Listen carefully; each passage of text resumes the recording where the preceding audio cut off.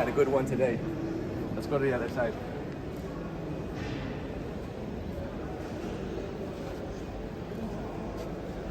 Right there. Press that button in. That opens up. We'll go to the inside in just a second. I want to show you guys the outside. Because just a few days ago, this actually flew up. Like this exact one flew up in the air. This is going to be a prototype for the world's first ever flying car. It's called the XPeng X2. And it looks freaking sick. I mean, look at those headlights, super aggressive. Windshield is crazy long. It's got the light going down the middle as well. But what you probably didn't see is under here, we got a little hidden button right there. Press that, this pops up. Then what you get, that's your charging port. It'll take about 3 hours to charge this thing. And once it's fully charged, you can fly it in the skies for up to 35 minutes.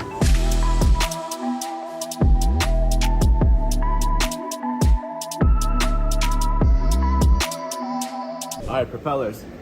It's like this exposed kind of checkered carbon fiber. This entire vehicle is fully carbon fiber, but they have it exposed in only some areas like this, right? Everything else is painted. Here, you got green lights on the left side, and then you have red lights on the right side. That's basically to avoid any collisions in the air. So if you got like 10 people flying this, and you see someone else in the distance, it's important to understand which side the green is on to be able to avoid collision, right? It'll let other flyers know which direction you're flying in. Now that cars are flying, they also have to care about like the underside of it, right? Because it's gonna be flying over your head. You know, right now, cars, like they make the outside look nice, but the inside looks terrible. You got all these tubes and pipes and rust and everything going on. Now they gotta make the underside look good. So this right here is gonna turn into this, the world's first flying car. This is coming out in 2024. And on the back, what I like is that again, you have like this underside tail light. You got some fins down there, some arrows. Like kind of like almost like a rear diffuser. It's so strange. I wonder if this is the future of like Supercar Blondie. We're gonna have to start reviewing flying cars. This is my first time ever reviewing a flying car, and I gotta get used to the names. Like, do you call that a rear diffuser? Do you call it arrows? Do you just call it fins? All right, XPeng over here. What's cool is that all these propellers will actually fold. You can see the folding point right here. This would all fold up, make it more compact, easier to park maybe. Maybe you're gonna park it in your balcony, I don't know what the future of parking looks like. All right, so going to the inside, you have this like exposed collage-like carbon fiber all in the cabin with the Alcantara leather on the seats and on the roof. Ambient lighting, just because it looks cool and futuristic.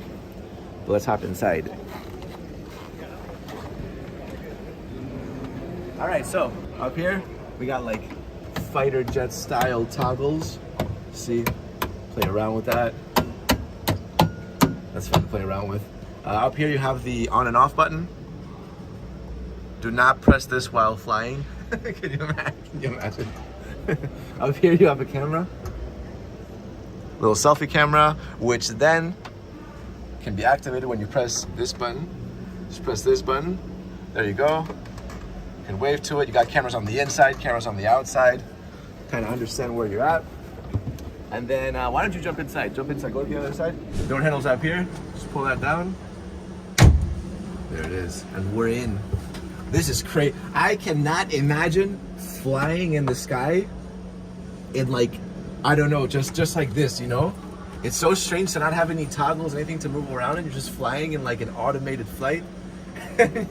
you'd be like 1 kilometer in the air. It's pretty scary. I think a lot of people are gonna get a bit intimidated when these flying cars start becoming the norm, because it is pretty scary stuff. In the middle is your climate control, but right there you can press that, and then this will let you know information on your sensor, your battery, your motor, your flight time, a bunch of different options. If you want to select your flight, just press start like that.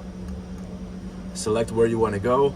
20 minutes away, 23 minutes away. As I said, this thing will be able to fly for up to 35 minutes safely. I asked him, I was like, what happens if you fly 36? You know, does it just go down? He said, no, it's fine. But 35 is like the safe amount of time that you should be flying. So let's say you want to go to Ohio Island Northwest.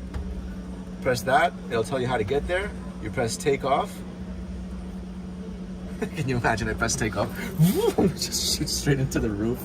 Both passengers have displays like that. That'll show you like your speed, your altitude, different, I don't know, batteries, your engine. I just can't get over the thought, like imagine it, you get like a check engine light up in the sky, like panic, like bro. I think the first, XPeng's first flying car is coming out in 2024, but I think it will take a bit more time for people to get used to the feeling of flying like something so personal. It's a bit intimidating. So what do you guys think? Would you buy it? I mean, when this thing comes out, or would you be a little bit worried? I don't know, man. The future is now. I mean, it's coming.